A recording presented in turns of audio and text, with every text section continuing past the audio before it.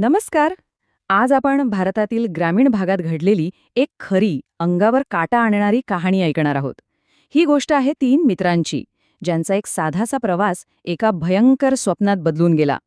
चला तर मग, त्या रात्री नेमकं काय घडलं तेच आज आपण उलगडणार आहोत.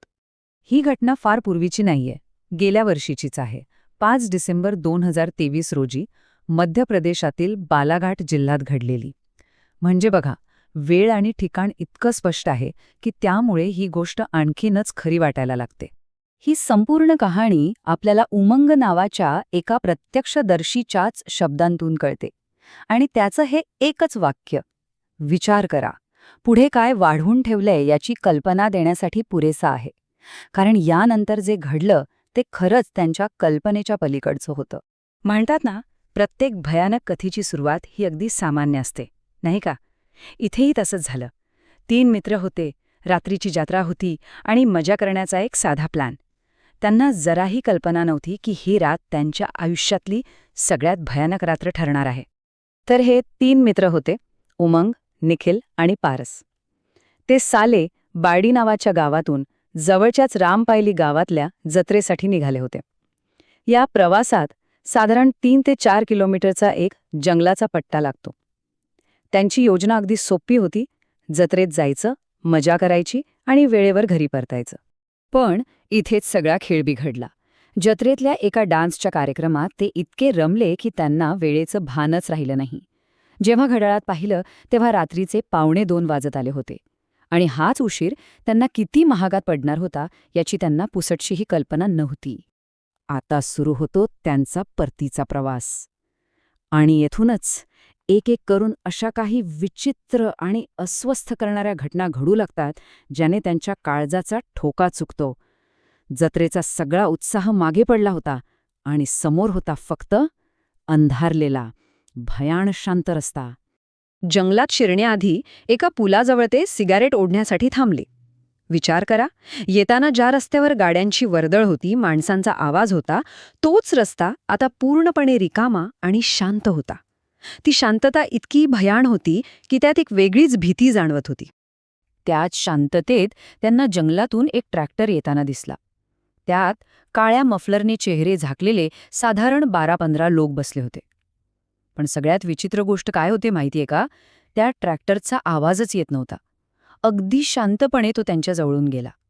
त्यातल्या एका बाईचा चेहरा मात्र उघडा होता आणि ती या तिघांकडे विचित्र नजरेने एकटक पाहत होती.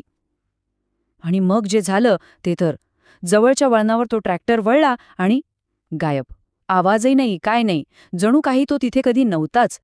आतापर्यंत जे घडलं ते विचित्र होतं, पण अजूनही त्यांना वाटत होतं की हा फक्त एक योगायोग असेल. पण यानंतर जी घटना घडली ती थेट अमानवी होती. एक असा अनुभव जो फक्त एकाच मित्राने घेतला. सिगारेट संपवून ते बाईकवर बसणार तेवढ्यात उमंगच्या लक्षात आलं की चावी तर पुलावरच राहिली आहे. मग निखिल ती आणायला परत गेला. तिथेच जवळ एक मोठं आंब्याचं झाड होतं आणि नकळतच त्याचं लक्ष त्या झाडाकडे गेलं. निखिल जेव्हा परत आला तेव्हा तो प्रचंड घाबरलेला होता. धापा टाकत तो म्हणाला, "अरे, समोरच्या झाडावर तिकडे कोणीतरी आहे. मी पाहिलं, त्याचा डोळा चमकत होता." त्याच्या आवाजातली भीती इतकी खरी होती की क्षणभर बाकीचेही घाबरले. आणि इथेच बघा, एकाच वेळी 2 वेगवेगळी वास्तवं तयार झाली. एकीकडे निखिल, ज्याला त्या झाडावर एक चमकणारा डोळा दिसला होता, जो नंतर जमिनीवर उतरला. आणि दुसरीकडे होते उमंग आणि पारस, ज्यांना तिथे फक्त एक रिकामं आंब्याचं झाड दिसत होतं.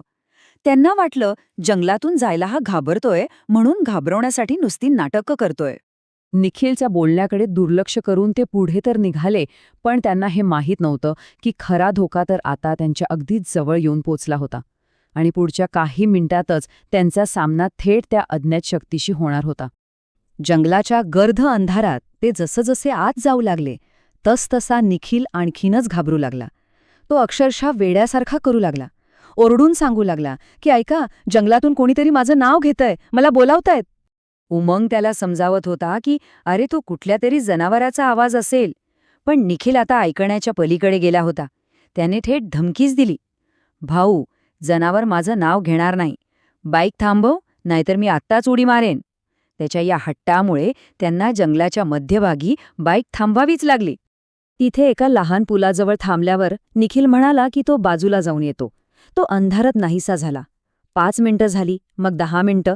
उमंग आणि पारस त्याला आवाज देत होते, निखिल, अरे निखिल.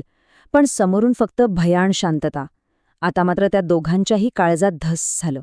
जेव्हा ते टॉर्च घेऊन त्याला शोधायला गेले तेव्हा जे दिसलं त्याने त्यांच्या पायाखालची जमीनच सरकली. निखिल एका मुलीशी बोलत उभा होता आणि ती मुलगी, ती दुसरी तिसरी कोणी नसून ट्रॅक्टरमध्ये दिसलेली तीच बाई होती. पण आता तिचा चेहरा एखाद्या धारदार शस्त्राने चिरल्यासारखा अत्यंत विद्रूप आणि भयानक दिसत होता. ते दोघे जीव मुठीत घेऊन परत बाईककडे पळाले आणि त्यांनी कस्सबसं निखिललाही ओढत आणलं. पण आता तो त्यांचा मित्र निखिल राहिलाच नव्हता. एका विचित्र घोगऱ्या आवाजात तो ओरडत होता, मला सोडा, मला तिच्याकडे जायचंय, असं म्हणत तो जंगलात परत जाण्यासाठी धडपडत होता.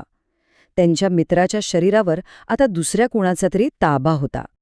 आता प्रश्न हा होता की ह्यातून सुटका कशी करायची आणि हे सगळं नक्की आहे तरी काय. कथेच्या शेवटच्या भागात अखेर मित्रांना मदत मिळते आणि त्या रात्रीच्या भयानक घटनांमागचं कारणही स्पष्ट होतं. उमंग आणि पारसने प्रचंड हिंमत दाखवून निखिलला कसंबसं बाईकवर बसवलं आणि थेट जंगलाच्या दुसऱ्या टोकावर असलेल्या एका मंदिरात धाव घेतली. तिथे त्यांना एक बाबा भेटले आणि त्यांनी निखिलला पाहताच ओळखलं की काहीतरी भयंकर घडलंय. आणि मग त्या बाबांनी त्यामागची दुःखद कहाणी सांगितली. जवळपास वर्षभरापूर्वी त्याच रस्त्याच्या बांधकामावेळी अंत्यविधीसाठी लोकांना घेऊन जाणारा एक ट्रॅक्टर उलटला होता. त्यात 5 जणांचा मृत्यू झाला. त्यापैकीच एक 24 वर्षांची मुलगी होती, जिचं फक्त 2 महिन्यांनी लग्न होणार होतं. तिचीच अतृप्त आत्मा आता त्या जंगलात फिरते आणि रात्री प्रवास करणाऱ्या तरुणांना आपलं लक्ष्य बनवते. बाबांच्या काही उपायांनंतर सकाळपर्यंत निखिल पूर्णपणे बरा झाला. त्याला रात्री घडलेल्या भयानक घटनेबद्दल काहीही आठवत नव्हतं. जणू काही झालंच नव्हतं. पण उमंग आणि पारस, त्यांच्यासाठी मात्र सगळंच बदललं होतं. ती रात्र त्यांच्या मनावर कायमची कोरली गेली होती. ही एक घटना आपल्याला विचार करायला लावते की अशा कितीतरी दंतकथा, भूतांच्या गोष्टी आपण ऐकतो, ज्यांच्यामागे कदाचित अशीच एखादी खरी, दुःखद कहाणी दडलेली असेल आणि त्या आठवणी, ते दुःख आजही त्या जागी कुठेतरी जिवंत असेल. विचार करण्यासारखी गोष्ट आहे, नाही का?